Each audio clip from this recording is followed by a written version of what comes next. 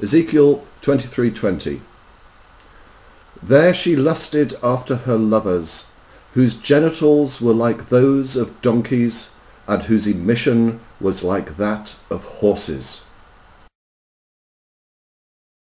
Welcome everyone to the Magic Sandwich Show, and welcome back to the show. A long time we haven't seen him. Concordance, welcome back. What have you been up to? Where have you been? I did a driving tour of part of the Midwest, and as much as people complain about Texas, I got a little taste of southern Illinois, which is a whole different world entirely. I also went to Tulsa, Oklahoma, and just because I was so perversely interested, I actually went to the Oral Roberts University campus. And if you've never been there, it's fascinating. For what reason? Well, he lives in, he has this giant tower. It's a big circular tower right in the middle of campus. One thing that really struck me is there's a lot of fire on campus. They have, instead of fountains of water, they have fountains of fire. So it's this very pyromaniac-themed campus. They have these giant, I don't know, 30-foot-high folded hands in prayer that you have to drive through to get into campus. Is really interesting, and this is going to be relevant for Bachmann later on, because she actually went to the ORU Law School, so she got her JD from the Oral Roberts University School of Law, and you can kind of get a sense of where these people come from with these kinds of surroundings. It's not just that they live in the world, but they live in a weird, creepy world. All right, well, as you say, we'll come back to some of those points in a moment, but welcome back for the second show in a row, back by popular demand, I might say as well, the Thunderfoot lookalike, Almighty Athismo. Welcome back to the show.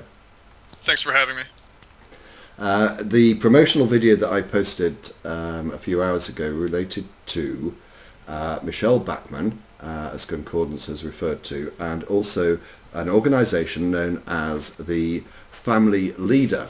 You can do a very quick Google search if you really are that desperate to find out more about them, but they claim on their homepage that the Family Leader, a consistent, courageous voice in churches, in the legislature, in the media, in the courtroom, in the public square, always standing for God's truth. Now, before I start making any personal comments, Almighty's going to explain a little bit more about what they are and what they stand for. Almighty. Yeah, well, basically they fashioned it as a kind of inadvertent parody, well, maybe a deliberate parody of the Declaration of Independence. They've called it a Declaration of Dependence upon Marriage and Family, and then proceed to rant about topics that have nothing to do with either. Now, there's just it's such a short document, but they've made such efficient use of it, putting so much crazy bullshit into it. It's just incredible. Now, I'm going to go in a kind of not in order, because there are just some highlights I want to go through first. They have these footnotes. Before you do, just so people understand the context of it, this is a document that the Family Leader organisation are encouraging all presidential candidates to sign up to. And so far, only one has, and that is Michele Bachmann. Who will That's actually not true, PR. Oh, are there more? Yeah, there's been a second. It's the Pennsylvania. Oh, help me out. Oh, what the hell? Well, I'll look it up. Yeah, whoever it is. So now we've got two people. Potential... Santorum, thank you. Thank you. Santorum, thank you, PJ's Creed. Thank you very much. We've got two potential presidents of the United States have signed up to this. Back to you, Almighty. Well, they have these footnotes as they're going through these different points, and here's a good one. It says, let's see here, what is it? Okay. No peer-reviewed empirical science or rational demonstration has ever definitively proven, nor ever has shown an overwhelming probability, that homosexual preference or behavior is irresistible as a function of genetic determinism or other forms of fatalism. Furthermore, no peer-reviewed empirical science or rational scholarly demonstration has ever definitively proven, nor has ever shown an overwhelming probability, and then they go through various different points, like society's interest, blah, blah, blah, they have this long notes within notes within notes. And one thing is they think that there's no, they state that there's no definitive scholarly empirical evidence that, among other things, allowing homosexuality and other sexual preferences and marriage options will reduce the amount of anal incontinence in a society, amongst other things. I don't know. It just gets crazier from there. It really does. They've just made such efficient use of space, packing so much crazy onto this one document that is just 4 pages on a PDF format.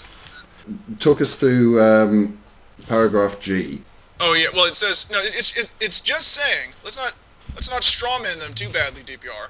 It's just saying that there's no empirical evidence that homosexuality being accepted in society reduces the incident rate of HIV, other retroviruses such as XMRV or HTLV, septic bacterial infections such as E. coli, hepatitis, cancroid, I don't know if I'm pronouncing that right, chlamydia, granuloma inguinale, gonorrhea, syphilis, herpes simplex, genital warts, HPV, papillomavirus, Pitherius pubis, pubicles, as they're otherwise known, Sarcoptes scabiei, scabies, trichomoniasis, anal incontinence, like I said before, people aren't shitting themselves any less because we allow this, abortion, and abortion-related complications. It's curious that they would say that, well, they did throw into the list things other than homosexuality, as they often do. That is, they'll say, they say practices such as adultery, bisexuality, homosexuality, anal intercourse, group sex, promiscuity, serial marriage, polygamy, polyandry, and extramarital sex. Yeah, that's in their list. When I read the list of individual diseases first, it didn't make a lot of sense to me that they thought that more homosexuals wouldn't reduce the number of abortions, because you'd think it would reduce the number of pregnancies, but what do I know? There's something about Sharia law in there and the treatment of homosexuals. Tell us about that, Almighty. Yeah, among their bullet points, they have everything from getting women soldiers out of combat, or maybe even out of the military altogether, who knows. And then number 11 of their 14 bullet points is rejection of Sharia Islam and all other anti-woman, anti-human rights form of totalitarian control. And then they have in their notes, let me look it up right here. Okay, here we go. Just skipping ahead a bit. This is particularly problematic with regard to polygamy, a demographic and strategic means for the advancement of Sharia Islamist misogyny, and just happens to be featured in the King James Bible and other Bibles, but it's wrong when they do it. For attacks upon the rights of women, for the violent persecution of homosexuals, for the undermining of basic human rights, and for general religious and civil intolerance for Jewish, Christian, and other non-Islamic faiths under Sharia law. And I thought, I just did a double take when I saw this clause, for the violent persecution of homosexuals. I guess the non-violent persecution is okay, and that's their main sticking point and the defining difference between, that makes Christianity the PG-13 religion and Islam the hard R of religions. So it's all right to persecute homosexuals as long as you don't behead them, but beheading is okay because it's painless. Concordance, I sense that you've got a few comments that you'd like to make about this. Well, less about the contract and more about Bachmann in particular. I mean, obviously my concern is more about her science views, but the anti-homosexual positions are make a lot more sense in light of her husband. Is it Marcus Bachmann, who is a Christian counselor who has shown signs of supporting this sort of curing homosexuality, and homosexuality is a sexual dysfunction. And a lot of the language seems to be around that sort of, ultra-conservative, born-again Christian kind of thinking.